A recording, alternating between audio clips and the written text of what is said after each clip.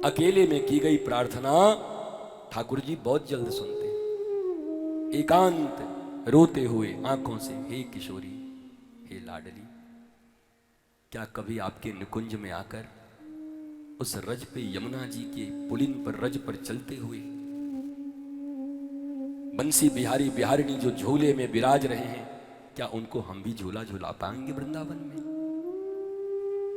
हमारे यहाँ ठाकुर जी एक हैं बंसी बिहारी बिहारिणी महाराज। हम राजस्थान गए थे तो हमें ठाकुर जी बड़े अच्छे लगे, हमने ले लिए। जब लेके आए तो हम आश्रम वाले ने हमको बताया कि ठाकुर जी तो पहले ही से थे, राधा रानी नहीं है। हम कि कोई बात नहीं, ठाकुर जी कुछ कमाल करेंगे। रात में ऐसा उनका श्रृंगार किया कि सुबह जितने भी लोग आए राधा रानी कह के उनको प्रणाम किया, वो राधा रानी बन गए हैं हमारे ठाकुर जी। उनका नाम श्री बंसी बिहारी बिहारिणी। तुम आओगे तो तुम्हें बड़ा आनंद आएगा देख के।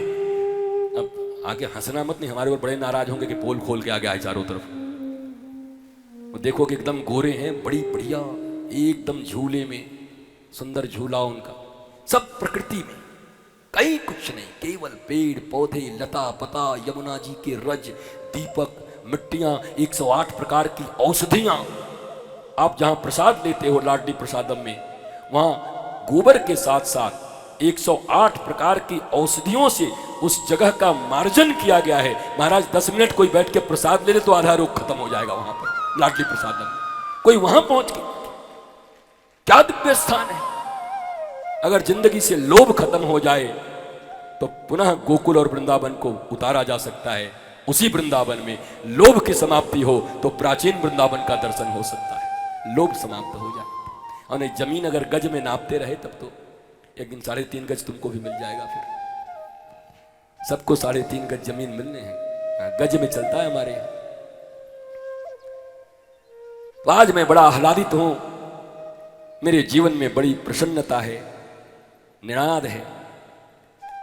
बस समझो ये कथा कथा नहीं, संगीत है, तरंग है तुम्हारे जीवन का। महाराज विश्राम के दिन में आनंद होना चाहिए, हंसी होनी चाहिए, मौज होना चाहिए। देखो एक चुटकुला हमको याद आ गया, मैं कही देता हूं। एक आईपीएस एसपी महोदय रिटायर हुए और एक बहुत बड़ा वहां मुर्गा वाला, क्या बोलते उसको यार, पोल्ट्री फार्म वाला था। तो रिटायर्ड आईपीएस ने कहा कि भैया हमको नौकरी में रख ले थोड़ा बहुत यहीं पर। बोला क्या फायदा है आपको रखने से, आप तो बोलो डबल मांगेंगे। बोला हमारा फायदा यही है कि कल से अंडा दुगना हो जाएगा। कल से अंडा दुगना हो जाएगा?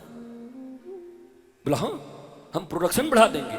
बोला मुर्गी, बोला इतना ही मुर्गी में? बोला ले। वो महाराज गया एसपी, और दूसरे दिन जब आया वो आदमी लौट करके, तो जो मुर्गियां रोज एक अंडा देती थी, जिसको हटावे 2 अंडा, 2 अंडा, 2 अंडा, एक जगह एक ही अंडा रखा हुआ था। तो पूछा इस मालिक ने, कैसे देखिए इसका तो एक ही है। निकाला रिवॉल्वर मुर्गे के पास। बोला क्यों रे? अरे बोला हुजूर आपके रिवॉल्वर के डर से मैं मुर्गा हूं, एक अंडा दे दिया हूं। बताओ, मुर्गा हो के अंडा दे दिया, इतना डर है आपका महाराज। आधे तो बाद में समझेंगे, घर जाकर के तब हंसेंगे, हा हा करेंगे। हमारा एसपी का इतना डर कि मुर्गा अंडा दे दे रहा है, बताओ। अंतिम विश्राम के दिवस में हंसते हैं, मौज करते हैं, गाते हैं, ज्यादा सीरियस नहीं होते। अंतिम दिन परीक्षित के जाने का समय है कि परीक्षित जा रहा है। कितने लोग ऐसे गंभीर बैठे रहते, आज परीक्षित को सांप काटेगा, परीक्षित जाएगा। परीक्षित को तो बाद में काटेगा, तुम होशियार रहना, घूम रहा वहां पर। तुम सब भी परीक्षित ही हो ना, कथा सुन रहे हो। अच्छा बताओ, परीक्षित को भी यही वरदान था कि 7वें दिन कथा जब विश्राम होगी तो उसको सांप डसेगा। अब यहां भी घूम रहा है, जो परीक्षित होगा उसके लिए। बताओ कौन परीक्षित है? अब कोई उठावे हाथ, देख लो इनको। कल ही कहते परीक्षित भगवान है, डर के मारे नहीं उठा रहे कि काट न दे। अरे कुछ नहीं होगा, सावधान रहा करिए, मौज में रहा करिए। यद्यपि इन सब चीजों से भय नहीं, सावधानी रखनी चाहिए, क्योंकि विवेक नहीं है ना सांप के पास। उसको ये थोड़ा ही पता है कि ये बेचारे कथा सुनने आए, हमको मारने नहीं आए, मार देगा।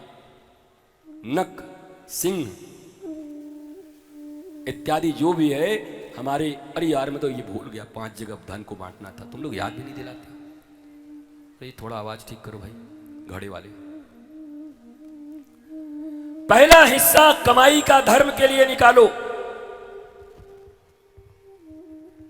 खुद करो, हमको मत देना। हम तुम्हारे मैनेजर नहीं हैं। बड़े बड़े मालिक अपने मैनेजर को देते हैं, भैया ले जाओ कंबल बांट के आओ। हम तुम्हारे मैनेजर हैं, इसलिए अपना धर्म अपने का। हाँ ना, जैसे ही धर्म के लिए बोले देख बाबा आ गए ना मांगने के लिए, तुम्हारे बाप से हमने मांगे, हमें कौन सी कमी पड़ी। लेकिन शास्त्र कहता है कि जो धन है उस धन का एक हिस्सा धर्म के लिए पहले, और पहला ही लिखा है धर्म के लिए, दूसरा यश के लिए, अपने यश के लिए, कीर्ति के लिए। दिग दिगंत में तुम, तुम्हारे पिता, तुम्हारे कुल खानदान का नाम बना रहे, एक हिस्सा उसके लिए भी खर्च करना चाहिए। ध्यान दो, ध्यान दो। लेकिन हम क्या दें, हमारी आवाज ठीक नहीं आ रही, हमारे मन में जब बैठ गया नहीं आ रही तो नहीं आ रही।